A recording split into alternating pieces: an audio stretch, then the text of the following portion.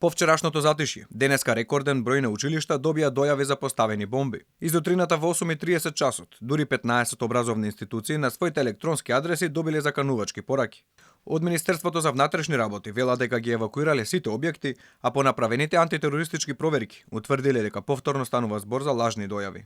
Граѓаните велат дека се разочарани од власта оти не може да се справи со бомбашките закани и оти дојавите за бомби не предизвикуваат вознемиреност само кај учениците, туку и кај родителите. Доаѓаме тука за да достигнеме некое знаење, а со ова со бомбиве и не знам како лошо е бидејќи на некој начин ни представува притисок.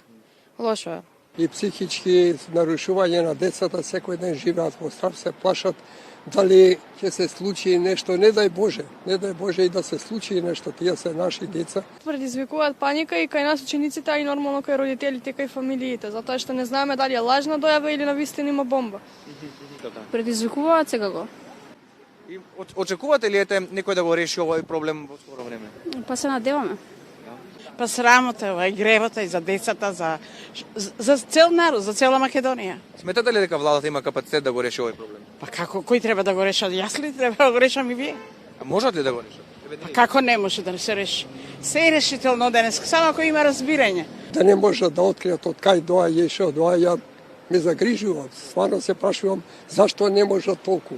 До сега требаше да ги реши. Тоа не е некој голем проблем што не може да се реши.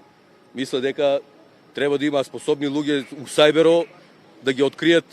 Македонскиот главен град засега не е единствената цел на лажните дојави за бомби.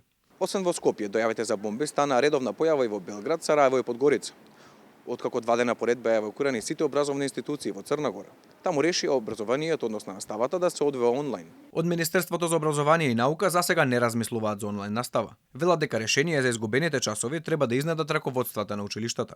Училишните раководства, кои се најодговорни за квалитетен и безбеден воспитно-образовен процес, согласно позитивните правни прописи, имаат должност да изнајдат начин и до крајот на првото полугодие да ги надоместат пропуштените часови. Поради дојавите за поставени бомби, скопските средношколци се соочуваат со губење на наставни часови од самиот почеток на ова полугодие. За разлика од земјите во соседството, кај нас освен осуди и заложби за подигање на безбедноста, се уште нема конкретни решенија за непречено одвивање на наставата.